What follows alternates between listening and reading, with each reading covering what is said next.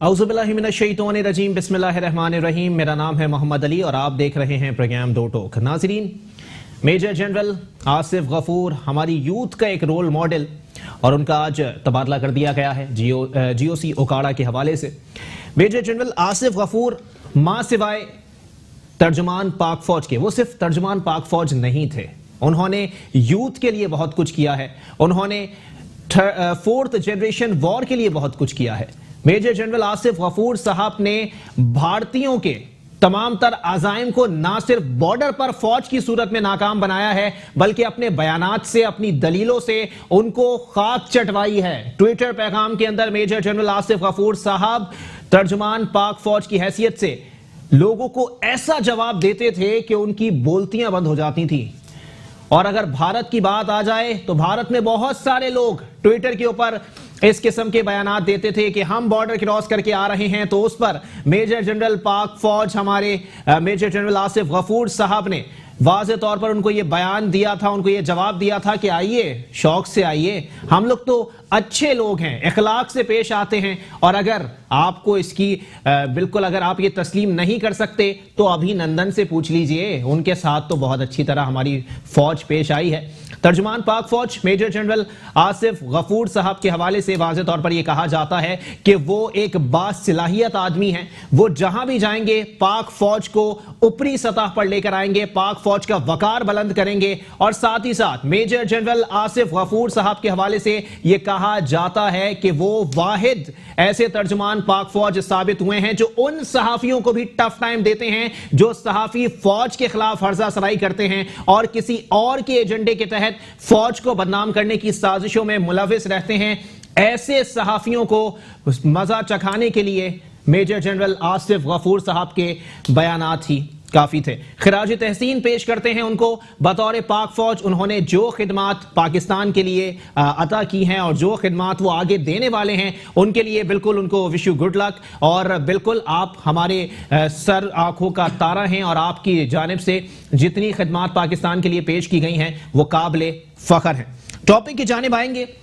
सिंध हुकूमत की जानिब से महाजराई शुरू की गई है एक इदारे के खिलाफ, और मैं सॉरी टू से ये कहने में बिल्कुल बैर महसूस नहीं करता, बिल्कुल शर्मिंदगी महसूस नहीं करता कि सिंध हुकूमत ने इस तरह के मामले के अंदर अपनी टांग फंसा के अपना कैलिबर डाउन कर लिया है कि एक इदारे के खिलाफ जो है वो सिंध हुकूमत को साजिश करनी पड़ रही है, महाजराई करनी पड़ रही है। आईजी सिंध डॉक्टर कलीम इमाम साहब एक अच्छे अफसर हैं, ऐसा कहना है हलीम आदिल शेख साहब। अब सिंध हुकूमत के अंदर जो मामला चलते हैं, ऑपोजिशन का काम है ऑपोजिशन रखना, ऑपोजिशन का काम है इख्तिलाफ रखना, क्योंकि इख्तिलाफ बकौल कुछ लोगों के जमहूरियत का हुस्न होता है, लेकिन यहां इख्तिलाफात से निकल के बात दुश्मनी और फिर जातियात पर हमले की जानिब आ जाती है। लेकिन यहां पर हलीम आदिल शेख साहब और फिरदौस शमीम नकवी साहब ने कहा है कि अगर आईजी सिंध डॉक्टर कलीम इमाम का तबादला करने का किसी ने सोचा भी तो अदालत का दरवाजा खटखटा दिया जाएगा और अदालत के अंदर इस मामले को देखा जाएगा कि आईजी सिंध डॉक्टर कलीम इमाम की कारकर्दगी अच्छी होने के बावजूद भी सिंध हुकूमत उनको हटाने पर क्यों दर पे है कि उनको हटा दिया जाए। इम्तियाज शेख साहब के हवाले से बहुत खबरें गर्दिश कर रही हैं कि उन्होंने शिकारपुर के अंदर जो है वो अपना असर और रसूख बनाया हुआ है। फिरदौस शमीम नकवी साहब कायदे हिज़्ब इख्तिलाफ हैं सिंध असेंबली के अंदर, उन्होंने आज कहा कि इम्तियाज शेख पुलिस को अपने मातहत रखना चाहते हैं, पुलिस के ऊपर अपना असर और रसूख रखना चाहते हैं। सिंध हुकूमत से निकल के अगर विफाक की जानिब हम आ जाएं तो आज एक अंधे ने रेवड़ियां बांट दी और जनाबे मोहतरम इंतहाई मोहतरम मुआविन खुसूसी वज़ीर आज़म जुल्फी बुखारी साहब के ऊपर नैब इंक्वायरी बंद करने की बातें की जा रही हैं। दूसरी जानिब जमीयत उलमा इस्लाम फे के सरबरा मौलाना फजलुर रहमान साहब ने हुकूमत के खिलाफ एक बार फिर नकारा महाज बजा दिया है और उन्होंने कहा है कि एक बार फिर हम तहरीक शुरू करेंगे। हम इस्टेब्लिशमेंट से महाजराई नहीं चाहते, लेकिन अगर इस्टेब्लिशमेंट सियासत में अपना दबाव रखना चाहती है तो हम इसके खिलाफ हैं और इसके खिलाफ हम जिद्दोजहद करते रहेंगे। ये जमीयत उलमा इस्लाम फे के सरबरा मौलाना फजलुर रहमान साहब की जानिब से बयान सामने आया है। दूसरी बात यह कि इत्तेहादियों को मनाने के लिए गवर्नर सिंध काफी मुतहर्रिक दिखाई दे रहे हैं। आज एमकेएम पाकिस्तान के कन्वीनर डॉक्टर खालिद मकबूल सिद्दीकी साहब ने अपना इस्तीफा रिटर्न में इरसाल कर दिया है वजीर आजम इमरान अहमद खान न्यासी साहब को और कहा है कि मेरा इस्तीफा कबूल कर लिया जाए, क्योंकि कराची, सिंध और सिंध के जो अर्बन एरियाज हैं उनके अंदर बिल्कुल भी डेवलपमेंट के नाम पर मौजूदा हुकूमत एक पाई तक नहीं देने वाली। गुज़िश्ता रोज भी मैंने डॉक्टर फारूक सत्तार का वो बयान कोट किया था, आज भी करता चलूं कि डॉक्टर फारूक सत्तार कहते हैं कि कराची के लिए जो 162 अरब का ऐलान वजीर आजम साहब की जानिब से किया गया था, उनमें से 162 रुपए भी नहीं आएंगे जब तक पाकिस्तान तहरीक इंसाफ का मेयर कराची की सीट पर आके बराजमान नहीं हो जाता। और वैसे भी खुर्रम शेर जमान साहब जो कि पाकिस्तान तहरीक इंसाफ के सीनियर रहनुमाओं में शुमार होते हैं, कराची डिवीजन के सदर हैं, उन्होंने कहा है कि हमारा पहला टारगेट जो है वो मेयर कराची लाना है, दूसरा टारगेट जो है वो वजीर आला सिंध लाना है। लेकिन कुछ लोग कह रहे हैं कि मौजूदा वफाकी हुकूमत के लिए भी मार्च का महीना बहुत खतरनाक साबित होने वाला है। इसी पर बात करेंगे। हमारे साथ पाकिस्तान मुस्लिम अलायंस के रहनुमा जाहिद अवान साहब मौजूद हैं। बहुत शुक्रिया जाहिद भाई, आपने अपना कीमती वक्त इनायत किया। उनके साथ तशरीफ रखते हैं हुक्मरान जमात पाकिस्तान तहरीक इंसाफ के रहनुमा हैं तारिक बलोच साहब। बहुत शुक्रिया तारिक भाई, आपने भी अपना कीमती वक्त इनायत किया। उनके साथ तशरीफ रखते हैं सिंध पर 12 साल से हुक्मरान जमात पाकिस्तान पीपल्स पार्टी के रहनुमा राना गुलजार ताज साहब। बहुत शुक्रिया राना साहब, आपने भी अपना कीमती वक्त इनायत किया। राना साहब, क्योंकि सिंध में हुकूमत आपकी है, पहले मैं सिंध से ही लेके चलूंगा, जरा बता दें सर, एक हुकूमत अवाम के वोटों से मुंतखब होकर आई हुई हुकूमत लोग कहते हैं, ठीक है ना।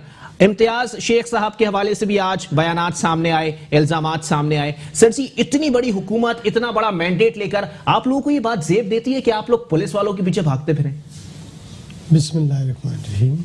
मोहम्मद अली भाई, ऐसी बात नहीं है।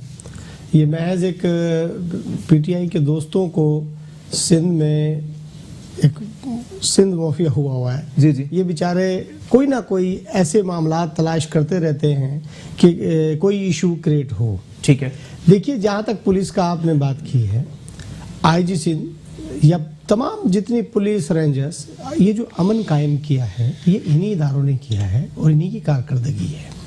जहाँ तक आप आईजी साहब की बात कर रहे हैं, तो आईजी साहब को बार बार कहा कि ऑनेस्टली काम करें और आप आईजी बने, किसी के एहलकार न बने। तो आईजी साहब जब कोई इंटरफेयर किसी के लिए काम करेंगे तो ऐसे अफसर की ज़रूरत नहीं है। फिर अच्छा। दूसरी बात, अफसरान का जहाँ तक ताल्लुक है, खैबर पख्तूनख्वा में भी चेंज होते हैं, पंजाब में भी चेंज होते हैं। ये ट्रांसफ़र पोस्टिंग मामूर की बात है, इसमें किसी के ऊपर कोई वो नहीं किया जा रहा, ना ही किसी को अंडर प्रेशर किया जा रहा है। जहां तक इम्तियाज शेख साहब की आप बात कह रहे हैं, ऐसी कोई बात नहीं। देखिए राना साहब, मैं यहाँ रोकना चाहूंगा आपको। उसकी वजह दरअसल यह है कि वजीर आला साहब ने जब तबादले की बात की आईजी से डॉक्टर सैयद कलीम इमाम साहब के हवाले से, तो उन्होंने खुद ही अपनी चार्जशीट तैयार की। उन्होंने कहा कि जनाबे वाला, जिस पुलिस अफसर को सियासत करनी है वो सियासत में चला जाए, पुलिस अफसर का काम सियासत करना नहीं होता। इसका मतलब है ना, कोई ना कोई चुपकलिश जरूर है आप दोनों के दरमियान। नहीं, कोई चुपकलिश नहीं है जी। देखिए, जब सिंध हुकूमत ने तमाम अफसरान पर एक पाबंदी है कि जी आप मीडिया टॉक ना करें, अच्छा, आप ना करें। आप जब सियासत करनी है तो हकीकत बात है कि आप सियासत करें, आप काम करें ना, अवाम की खिदमत करें। सही। आपके ऊपर किसी ने जबर नहीं कायम किया। यहाँ पर पुलिस आज़ाद है, कोई पुलिस किसी, यहाँ पर कोई पॉलिटिकल आदमी जो है डिक्टेशन नहीं देता। ठीक है, अगर किसी दोस्त की ईमा पर वो ये काम कर रहे हैं तो फिर उस दोस्त की वफादारी करें, फिर पुलिस में अफसरशाही तो ना करें ना। अच्छा, तो ये जब जो दोस्त, पिछली बार भी कुछ पुलिस वालों ने ऐसा किया था, सही, वो भी किसी दोस्तों की ईमा पर किया था। तो देखिए, पुलिस एक आज़ाद इंडिपेंडेंट इदारा है। सही। मैं फिर आपसे कहूंगा कि आज शहर कराची में, सिंध में, पाकिस्तान में जो अमन कायम किया वो इन्हीं इदारों ने तो किया है। जी। तो पीपुल्स पार्टी का पूरा एतमाद। सर जी, हलीम आदिल शेख साहब की इससे पहले भी एक प्रेस कॉन्फ्रेंस इसी के ऊपर आ चुकी है। उन्होंने कहा जी आप लोगों को आईजी सिंध डॉक्टर कलीम इमाम नहीं चाहिए, ठीक है, आप लोगों को गुलाम हैदर जमाली चाहिए और आपको जो है वो आसिफ शेख साहब चाहिए। देखिए, हमें हर वो अफसर कबूल है जो इंडिपेंडेंट काम करे। अच्छा, इन दोनों अफसरान पे करप्शन की इंक्वायरी चल रही है सर? देखिए, मैं आपसे गुजारिश करता चलूं, अगर आप हलीम आदिल की बात करते हैं तो वो कौन सा साफ सुथरे हैं? अच्छा, वो तो अपनी इंक्वायरी कराएं पहले। अगर आप हलीम आदिल की बात करते हैं, दूसरे लोग बहुत सारे हैं। देखिए, अच्छा। आज ये जो नैब, अभी आपने कहा कि नैब ने जुल्फी बुखारी की इंक्वायरी बंद कर दी, जी, ये क्या है, क्यों है? इंक्वायरी इंक्वायरी इंडिपेंडेंट होनी चाहिए, तहकीकात आजादाना तरीके से होनी चाहिए, इदारों पर जबर नहीं होना चाहिए। इदारे खुद मुख्तार होंगे तो पाकिस्तान तरक्की करेगा। जब इदारे हमारे मातहत होंगे तो पाकिस्तान तरक्की नहीं। चले ठीक है, इसका जवाब ले लेते हैं। तारिक बलोच साहब पाकिस्तान तहरीक इंसाफ से मेरे साथ मौजूद हैं। तारिक भाई, पहले तो ये बता दें सर, सिंध हुकूमत जितने इकदाम करती है उस पे आपकी ऑपोजिशन, जो कि कायदे हिज़्ब इख्तिलाफ आपके हैं, वो उनके साथ बिल्कुल भी खड़ा होना पसंद नहीं करती। अगर सिंध हुकूमत जो है वो किसी सफेद बकरी को बोल दे कि ये सफेद है तो आप लोग बिल्कुल इंहिराफ कर जाएंगे कि नहीं, ये सफेद नहीं है, ये काली नहीं है बस। बिस्मिल्लाहिर्रहमानिर्रहीम। सबसे पहले तो मोहम्मद अली भाई, ऐसी बात नहीं है जैसे आप कह रहे हैं कि जो अच्छा काम अगर पीपल्स पार्टी करना चाहती है सिंध के अंदर जी, क्योंकि हमारा अपना ताल्लुक भी सिंध के अंदर से, कोई हम किसी और शहर से नहीं है, किसी और सूबे से नहीं है जी जी। तो मैं हैरान हूं कि अभी हमारे यहाँ पर पीपल्स पार्टी के जो राना साहब बैठे हैं वो कह रहे हैं कि पीपल्स पार्टी की जो आपने बात की वज़ीर आला साहब की जी जी, कि उनका कोई इस तरह का नहीं है कि वो आईजी चेंज करने के लिए क्यों इस वक्त जो है ना इतने एक्टिव हो गए हैं। सही, वो सिर्फ और सिर्फ सिंध के अंदर जहां भी आप जाकर देख लें, मैं कहता हूं कि जाके आवाम से पूछ लें। यहाँ टीवी पे बैठ के अपनी पार्टी को दिफा करना बहुत आसान है, अवाम में जाकर बात करना बहुत मुश्किल है। अच्छा, पुलिस बिल्कुल इंडिपेंडेंट नहीं है। मैं आपको बताता हूँ, इनको सिर्फ और सिर्फ राव अनवर जैसे अफसरान चाहिए पीपल्स पार्टी को, खासतौर पर जो उनके इशारों पर नाचें, उनके इशारों पर काम करें, उनके इशारों पर जो जगह चाहें कब्जा करवाएं और जो जगह चाहें जिस जगह लोगों को मरवाएं और जिन लोगों को अगवा करवाएं। मैं आपको इसकी वजाहत करके बताता हूँ।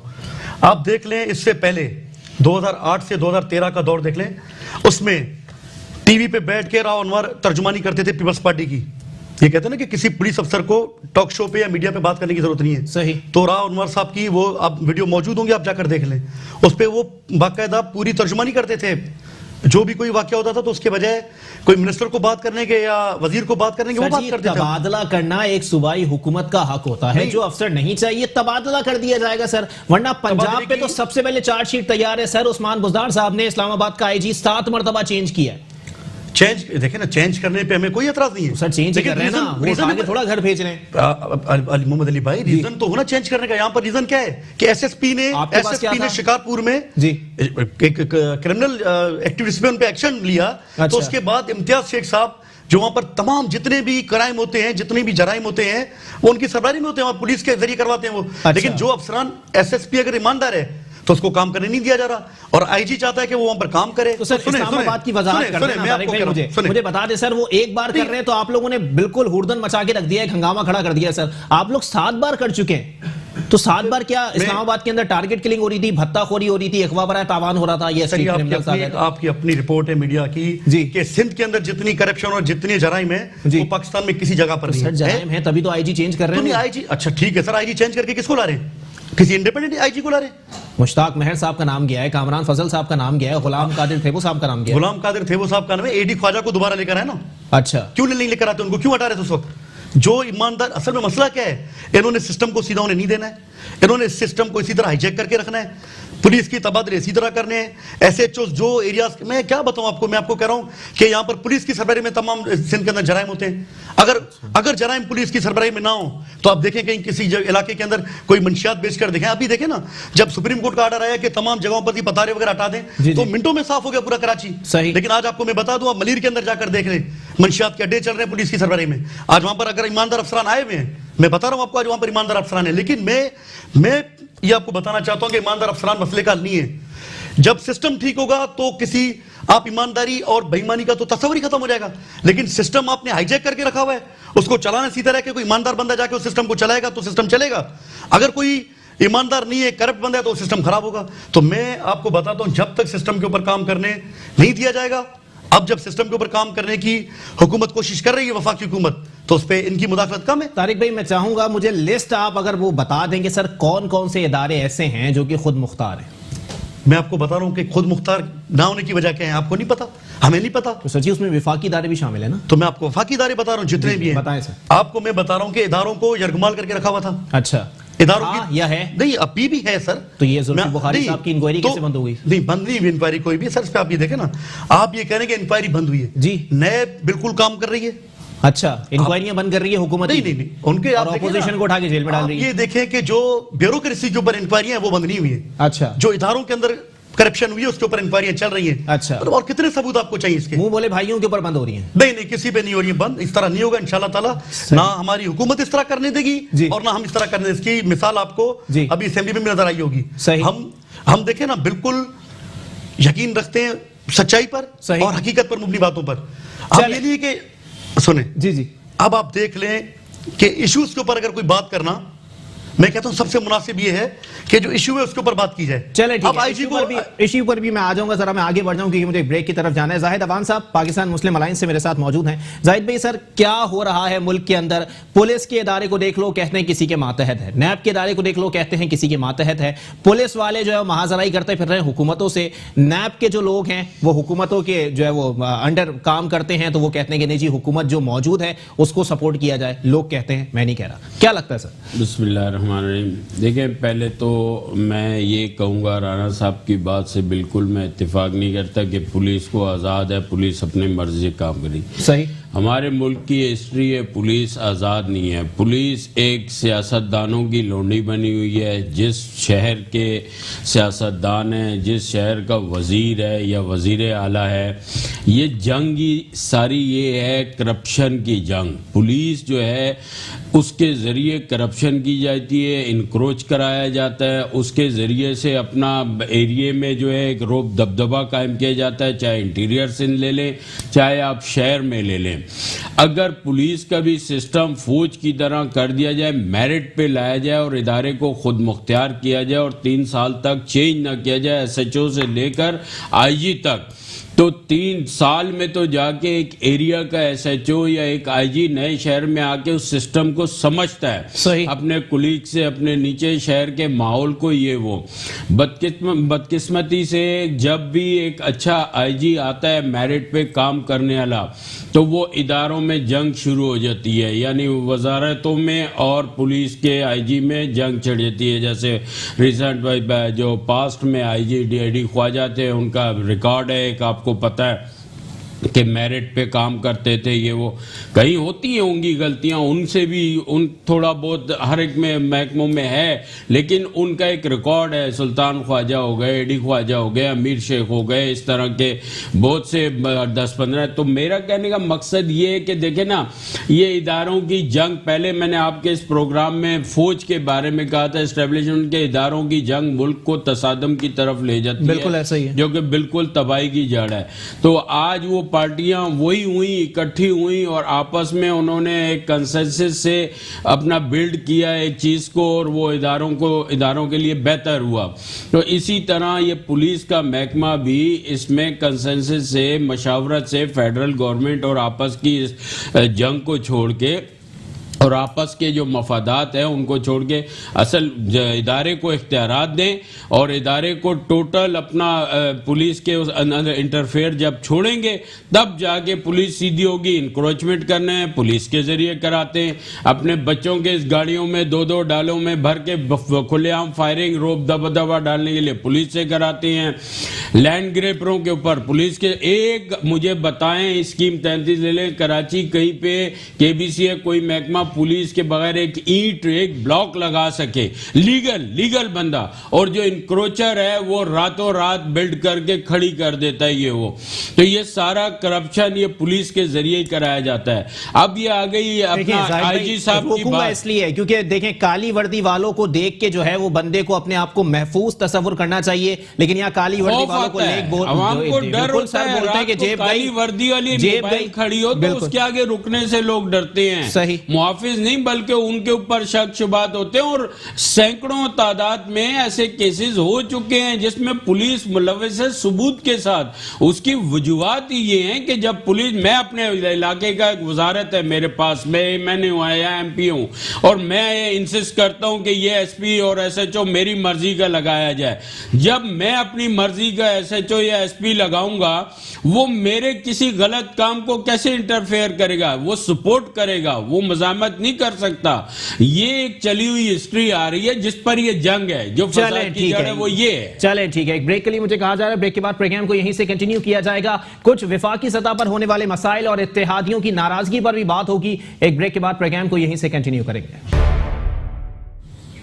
वेलकम बैक नाज़रीन, प्रोग्राम के सिलसिले को आगे बढ़ाएंगे। पाकिस्तान तहरीक इंसाफ के वुज़रा का गैर संजीदा रवैया, जिस पर रज़ा रब्बानी साहब ने भी आज कह दिया कि फैसल वावडा साहब का जो रवैया था वो इंतहाई नामुनासिब था। फैसल वावडा साहब का मुझे आज तक समझ नहीं आया कि वो अभी तक काबीना में मौजूद क्यों हैं। कुछ लोग कहते हैं उनकी जेब बहुत भारी है इसलिए वो मौजूद हैं। कभी वो जूता लेके आ जाते हैं, कभी वो पॉलिश लेके आ जाते हैं, कभी वो बंटीज लेके आ जाते हैं। समझ नहीं आता ये बंदा वजीर कैसे बन गया, लेकिन खैर इस पर बात करेंगे। राना गुलजार ताज साहब, ऑपोजिशन में आप लोग बहुत मजबूत हैं सर, ठीक है। उसके बाद भी आप लोगों को नौबत पेश आ रही है कि आप लोग नफीसों को जाके ऑफर कर रहे हैं, काफ लीग वालों से मुलाकातें कर रहे हैं। सर जेब दे रहा है आप लोगों को ये बात? देखिए ऐसी बात नहीं है, मुलाकातें सियासी होती रहती हैं। ऐसी बात नहीं है कि हमने कोई उनको ऑफ़र की या उन्होंने हमसे कोई ऑफ़र की है। सियासी मुलाकातें चलती रहती हैं। सवाल पैदा ये होता है कि हुक्मरान लोग जो हैं, हम उन पर, मैं ज़ाती तौर पे बात कर रहा हूँ कि अल्लाह ने उन्हें मनसब दिया है और अल्लाह ने उनको एक हुकूमत से नवाजा है, वो आवाम की खिदमत करें। वो उनके कायद से लेकर और आम वर्कर तक कौम से मुसलसल झूठ बोल रहे हैं। उनके MP MNAs भी, वज़ीर आज़म साहब भी, आम वर्कर भी कौम से मुसलसल झूठ बोल रहे हैं और कौम से झूठ नहीं बोलना चाहिए, काम करना चाहिए। उनके वज़ीर ने कहा कि अल्लाह को जान देनी है। राना सनाउल्लाह के मामले पर ना कोई फोटोज आई, ना वीडियो आया, बार बार वो कहते रहे कि अल्लाह को जान देनी है और पार्लियामान में झूठ बोलते रहे। अच्छा, फैसल वाडा को आप देख लें कि जी वो बूट लेकर आ गए। आप ये देखिए ये कौन सी महज़ब सियासत है। सियासत के अंदर एक तूफान बदतमीज़ी पैदा कर दी। तो मेरी गुजारिश है कि ये चीज़ें ना की जाए, सियासत की जाए और सियासत महज़ब जी, सियासत ये सियासत सिंध असेंबली में भी नजर आनी चाहिए। आप गैर महज़ब सियासत की बात कर रहे हैं। सिंध असेंबली का मैं चश्मदीद गवाहों से जातियात पे हमले भी किए जाते हैं और एक दूसरे को गालियां भी दी जाती हैं और धमकियां भी दी जाती हैं। सर ये कौन सी, और आपके वजीर की जानिब से उनके खिलाफ कार्रवाई भी होती है। अच्छा, क्या पार्टी सतह नोटिस लिया, कख ना हिलिया? नहीं, अच्छा, पार्टी सतह पे कार्रवाई भी होती है। जी देखिए ऐसी बात नहीं है। असेंबलियां कौम का घर है और कौम ने वोट इसलिए नहीं दिया जी कि वहां पर उसको मजाक बनाया जाए। बिल्कुल, उनका एहतराम, उनके तकद्दुस को पामाल न किया जाए। ठीक है। तो यही बात हम खुद भी अपने ऊपर लागू करने की कोशिश करते हैं और दूसरे को भी कहते हैं। तो बात यह है कि मैं तो गुजारिश ये करूंगा कि देखिए सियासी मुलाकातें अपनी जगह, लेकिन वफाकी हुकूमत पर भारी जिम्मेदारी आयत होती है कि वो काम करे, डिलीवर अच्छा, करे, ना कि वो झूठ का सहारा। सिंध असेंबली के इजलास के ऊपर रोज लाख रुपया खर्च होता है सर, लेकिन किसी के प्रोडक्शन ऑर्डर जारी करवाने हो तभी इजलास जो है वो 12-12 घंटे चलता रहता है। एक शख्स आता है वो असेंबली में बैठ जाता है, एक खातून आती है वो असेंबली के अंदर बैठ जाती है। सर तो सर आप लोगों ने नैब केसेस से बचने के लिए असेंबली को इस तरह से इस्तेमाल किया है, मालूम नहीं गलत। अच्छा, देखिए सिंध असेंबली से नैब का क्या ताल्लुक, ये तो वफाक कौमी असेंबली का ताल्लुक है। स्पीकर असेंबली का तो ताल्लुक है ना सर। स्पीकर असेंबली हमने, फिर वही मैं आपसे कहूंगा जी जी कि इसमें सबकी रजामंदी होती है। अपोजिशन भी एप्लीकेशन देती है कि इजलास बुलाया जाए, ठीक है, उनकी रजामंदी से होता है। सही। और कानून साजी के लिए जितने इजलास होंगे वो करेंगे, ठीक है। ये इसलिए नहीं कि महज के जी हम उससे नैब से प्रोटेक्शन आर्डर और नैब से बचने के लिए नहीं। नैब आजाद इदारा है। अच्छा। और वो आजाद बने। अच्छा। और वो बिला तफरीक कानूनी कार्रवाई करे। राणा साहब बहुत बड़ा स्टेटमेंट दे रहे हैं, आप कह रहे हैं कि नैब आजाद इदारा है, इसकी कार्रवाइयां भी आजाद है सर। आपके तो लीडरान सबसे बड़ी बात ये कर रहे हैं। अब आप सुन तो ले। जी जी सुने तो ले। जी जी, वो कहते हैं आजाद इदारा है। अच्छा, तो कहते हैं? जी बिल्कुल, वज़ीर आज़म साहब कहते हैं। अच्छा, लेकिन उसको आजाद बनाए ना, उस पे अपनी मर्जी के मुसल्लत फैसले क्यों करते हैं? आप मनमानी क्यों करते हैं? आप बिला तफरीक कार्रवाई कराए ना। एक शख्स मतलब अपोजिशन के खिलाफ कार्रवाई, अपनों के खिलाफ आप जो है ना जिनकी इंक्वायरियां बंद कर दें, ये कहाँ का इंसाफ है? तो अभी आपने इदारों का कहा, कुछ नहीं किया तो ना, मैं उन्हीं इदारों की बात करता हूं। नहीं की ना आप लोगों ने। जनाब हमने तो इदारों में गए ना, बदगुमानी नहीं की, कर रहे हैं। बेज़ाब्तगी आप लोगों की तरफ से नहीं हुई। मैं गुजारिश कर रहा हूं। सर डर किस चीज का है, एहतजाज किस चीज का है? हम कब डर रहे हैं? अच्छा। हम तो इस बात पर कर रहे हैं कि जब आप कहते हैं नैब आजाद इदारा है तो इसको आजाद कार्रवाई कब करेगा? अच्छा, ये नैब अगर सर आजाद कार्रवाई नहीं कर रहा होता तो जमानत तो किसी एक रहनुमा को भी नहीं मिलनी थी आपकी। आजाद कार्रवाई हो रही तो ये जुल्फी बुखारी की कार्रवाई कैसे बंद हो गई? आप ये बताइए अलीम खान पे कार्रवाई कब होगी, जहांगीर तरीन पर कार्रवाई कब होगी, अलीमा बाजी पे कार्रवाई कब होगी, परवेज खटक पे कार्रवाई कब होगी, इस वक्त जो खैबर पख्तूनख्वा के वजीर आला इन पे कार्रवाई कब होगी।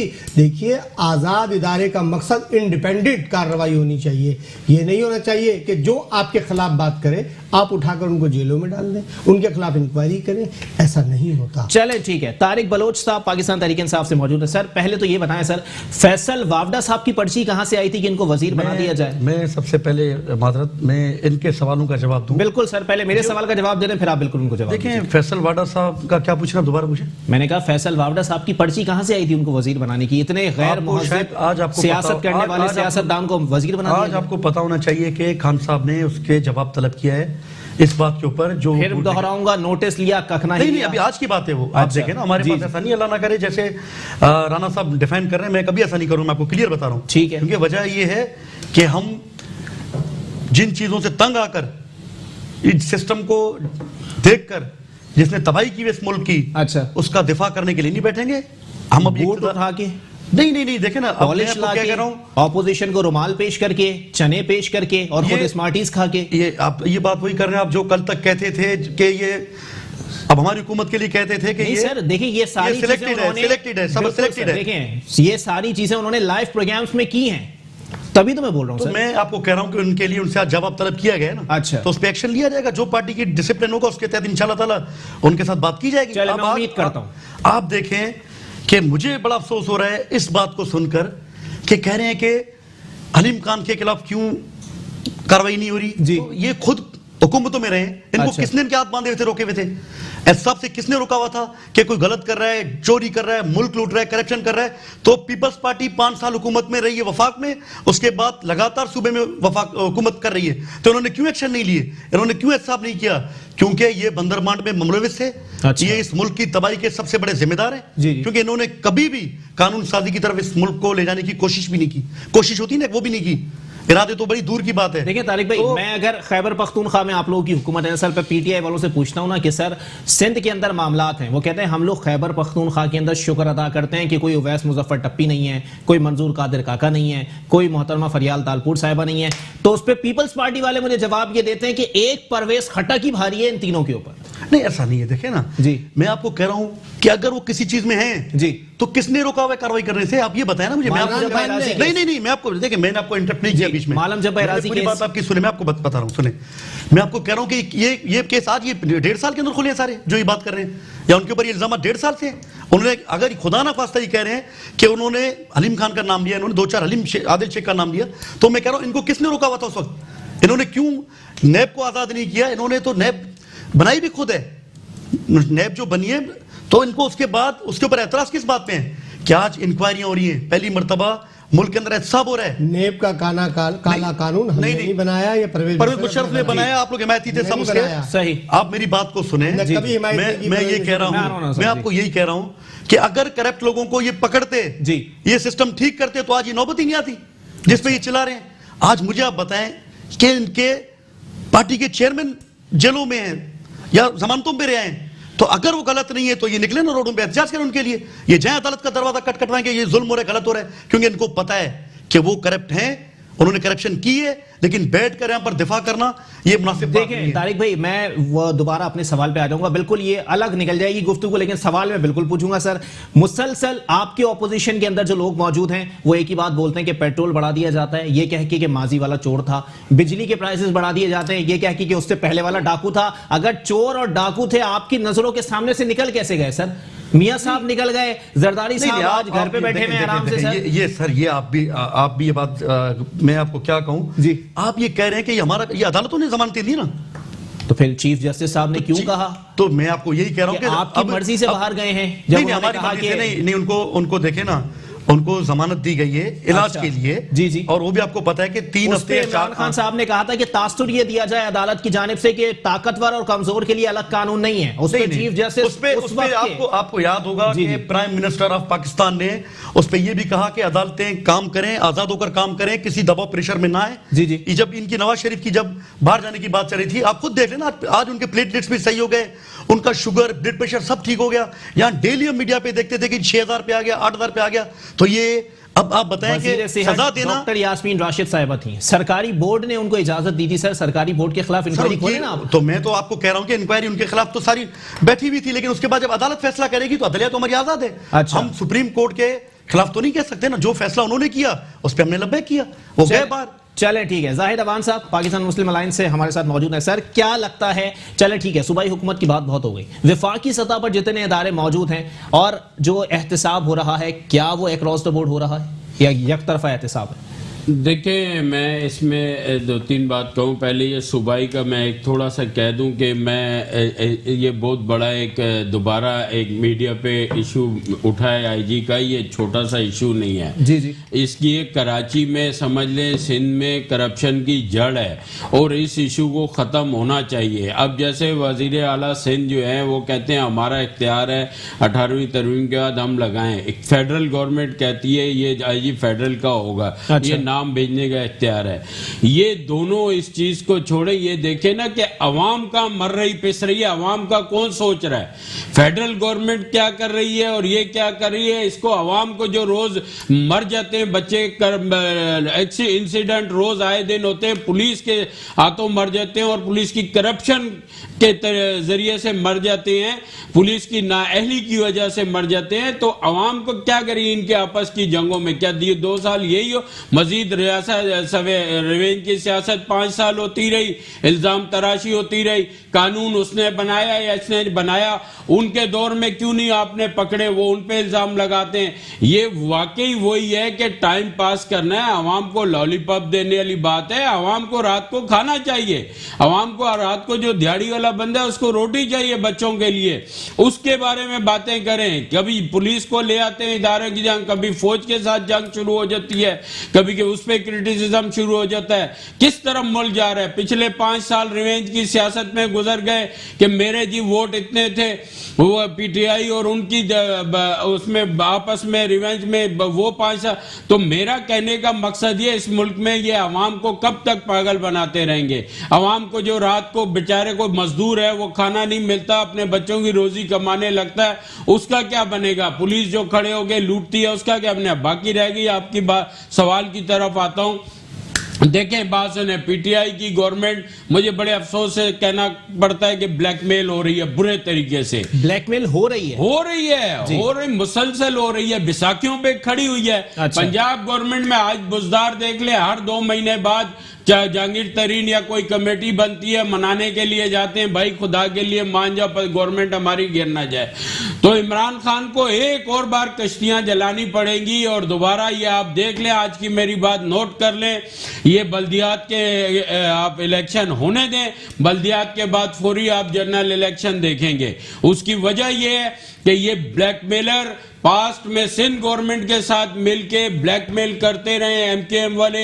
अब देख लें, खालिद मकबूल सिद्दीकी ने अपना इस्तीफा दिया। आप लोग सिंध गवर्नमेंट में भी यही खेल खेलते थे, बैठते थे वजारतें लेने के लिए, पीपल्स पार्टी से 10-15 दिन महीने के लिए बाहर आ जाते थे। पाकिस्तान से जाके ये सवाल करूंगा ना सर कि आप लोग ब्लैकमेल कर रहे हैं, वो कह रहे हैं कि हम लोग किसी के पास नहीं जाते, हर कोई हैदराबाद आता है या 90 आता था। आपके चैनल की तरफ से सबको कह रहा हूं, अवाम का कोई नहीं सोच रहा। वो वजारतों के चक्कर में फेडरल गवर्नमेंट भी, एमकेएम भी और काफ लीग वहां पे ब्लैकमेल कर रही है, वहां पे नहीं होने दे रही, आए दिन वहां बीएनपी वाले लगे हुए हैं। तो जब तक गवर्नमेंट के पैर मजबूत नहीं होंगे वो गवर्नमेंट डिसीजन कैसे लेगी? और बाकी रह गई राणा साहब की बात कि जी नैब को सीधा किया जाए, ऐसे किया जाए, ऐसा किया जाए। तो आप लोग आए थे, आप लोगों ने सीधा क्यों नहीं किया?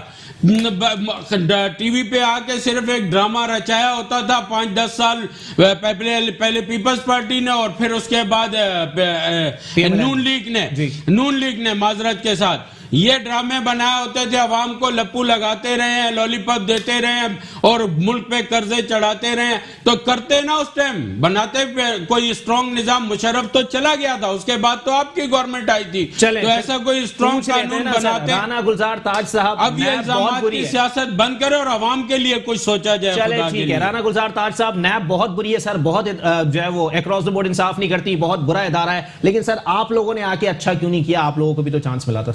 देखिए जी, हमने कभी भी किसी के खिलाफ कार्रवाई नहीं की।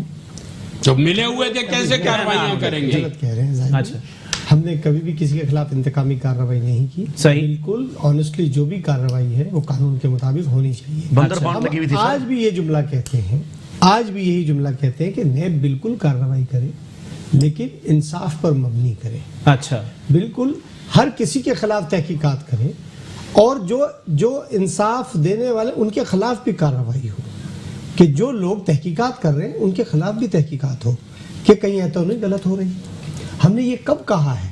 हम तो ये कह रहे हैं कि जब तक प्रॉपर तरीके से एहतसाब नहीं होगा ये मुल्क तरक्की कैसे करेगा? देखिए, इम्तियाज शेख साहब के ऊपर दोबारा इल्जामात पे मैं आ जाऊंगा सर।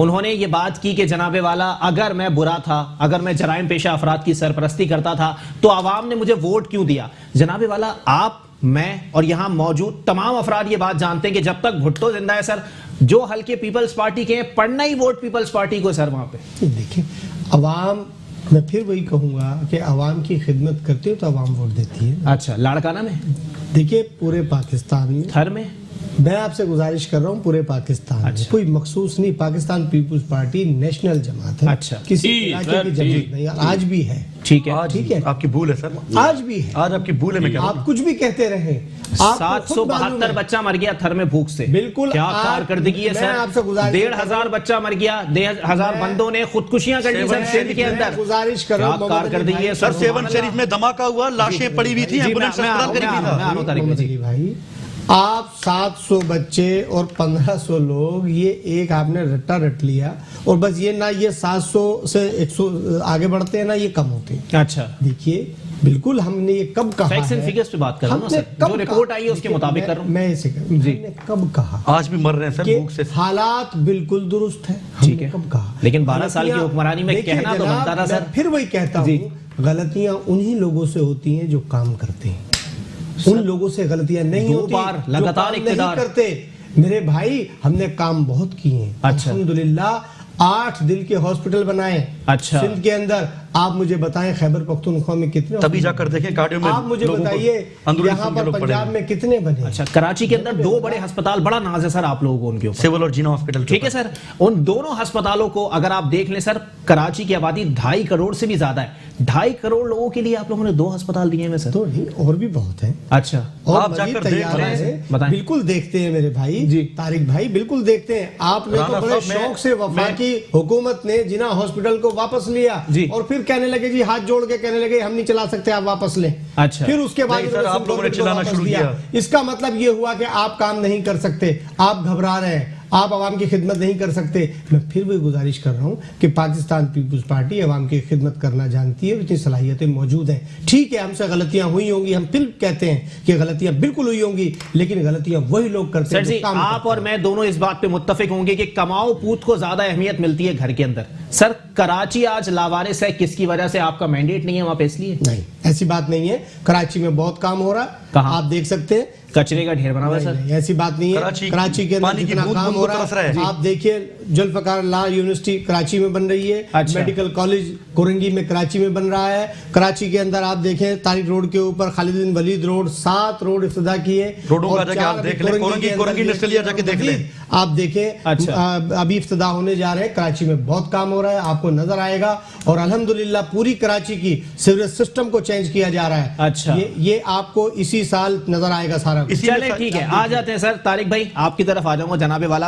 162 अरब का ऐलान आपके प्राइम मिनिस्टर साहब करके गए सर। मैं चिल्ला के, मैं ऑपोजिशन वाले और आपके इत्तेहादी थक चुके हैं सर। 162 पैसे भी कराची के अंदर अब तक नहीं आए। आप लोग क्या अपने मेयर आने का इंतजार कर रहे हैं? ऐसा नहीं है बिल्कुल भी। देखें ना, जो चीजें कराची के अंदर करनी है वो एक प्लानिंग के साथ होंगी। अच्छा। क्योंकि हमने वो काम नहीं करना जो पहले पीपल्स पार्टी या मादरत के साथ आज हमारे इत्तेहादी एमक्यूएम ने किए। अगर वो काम करते ना, फिर भी इत्तेहादी मेरी बात सुने, आप सुने ना, इत्तेहादी किस वजह से आपको भी पता है ना कि अब लाजमी बात है उनका जो कराची है सर आप लोग। तो अब आपको यही बात तो जाहिद साहब ने बताई जी कि जिस तरह ब्लैकमेलिंग की जा रही है, मैं उसकी बताता, अब आपको क्या बताऊं क्या वजह है? एमक्यूएम ब्लैकमेल कर रही है आप लोगों को। अभी आपको क्या नजर आ रहा है ये? सर जी, मतलब ये स्टेटमेंट आप दे रहे हैं ऑफिशियली? मैं बताऊं, मैं आपको जो मैं जिस बात पे था पहले उस पे मुझे कंप्लीट करने दो। जी आप कर। अगर पीपल्स पार्टी सिंध के अंदर काम करती जी, आज ये रोडों की हालत आप जाके देख लें, सेवरेज का निजाम करे, अब आके काम कर रही है पीपल्स पार्टी। अच्छा। मैं कह पिछले 10 साल सो रहे थे क्या ये? या पैसे खाने में मसरूफ थे, करप्शन करने में मसरूफ थे? एक रोड फाइलों के अंदर 10-10 दफा बनता है। कोरंगी इंडस्ट्रियल एरिया, दाऊद चौरंगी से लेकर आप जाएं क्या मैं बताऊं, यकीन करें यार, लोग मर गए वहां, रिक्शे कल्टी होकर, गाड़ियां कल्टी होती हैं आए दिन।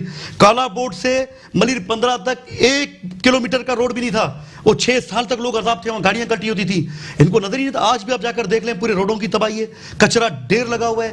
हमने मिसाली तौर पर इनको दिखाने के लिए काम किए कि कचरा साफ करें, लेकिन आज आप जाकर देख लें डीएमसी काल इनके, आप जाकर इनकी यूसी काल देख लें। अच्छा, आप इनके वजह की बल्दियात बैठे हुए ना, आपको मैं क्या बताऊं, गली कूचे जाके हालत देख ले, कचरे का बेड़ा गर्क कर दिया इन्होंने लोगों ने। अली ज़ैनी साहब भी आए थे कचरा मैं आपको कह रहा हूं ना, वो देखिए हमारी जिम्मेदारी नहीं थी, वो मुहिम शुरू की थी, ना, मुहिम शुरू करना किसी की जिम्मेदारी नहीं होती। मुहिम का मकसद क्या होता है सर, आपको भी पता है। मुहिम चलाने का मतलब पैसे लिए नहीं, तो ठीक है, ठीक है, ठीक है, ठीक है, हमने खुद, हम उसमें खुद थे। नहीं, आप अपनी जगह बिल्कुल आप बात करें, आपको मौका मिलेगा।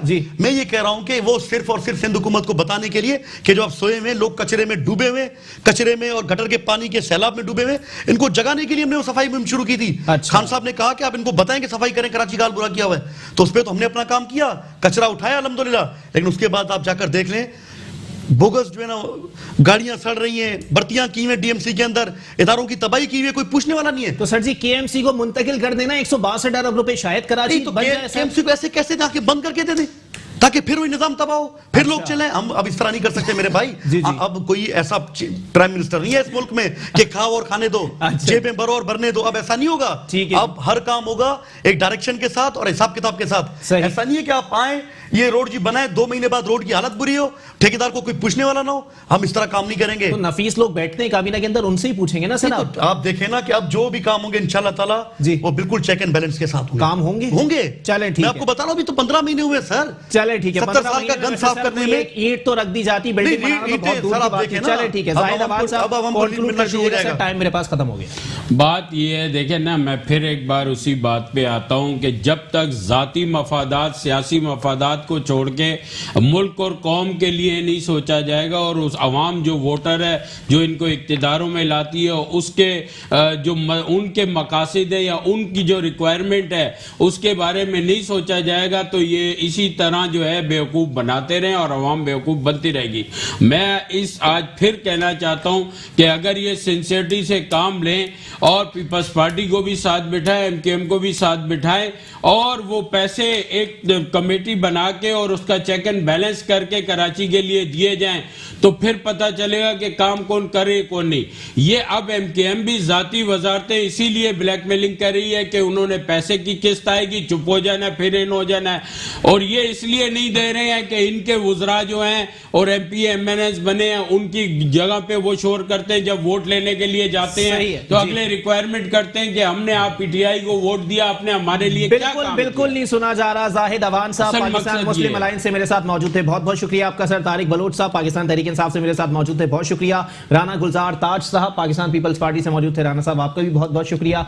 मामलात वहीं आ जाएंगे कि अवाम पिस रहे हैं महाजराई के अंदर, सियासतदानों की आपसी चुपकलिश के अंदर अगर ये मामलात चलते रहे तो 5 साल एक बार फिर ब्लेम गेम में गुजर जाएंगे। तू चोर, तू डाकू और तुम लैंड ग्रैबर, तुम स्मगलर। लेकिन मामलात वहीं आ जाएंगे कि जो गरीब अवाम है, 300 रुपए दिन के कमाने वाले मजदूर के घर चूल्हा ठंडा पड़ा है, कोई एक रोटी तक नसीब नहीं हो रही। और कॉल है कि अगर रोटी चोरी करते हुए कोई पकड़ा जाए तो हाकिम वक्त के हाथ काट देने चाहिए। यहां खुदकुशियां शुरू हो गई हैं। इसी के साथ अपने मेजबान मोहम्मद अली को दीजिए इजाजत। अल्लाह।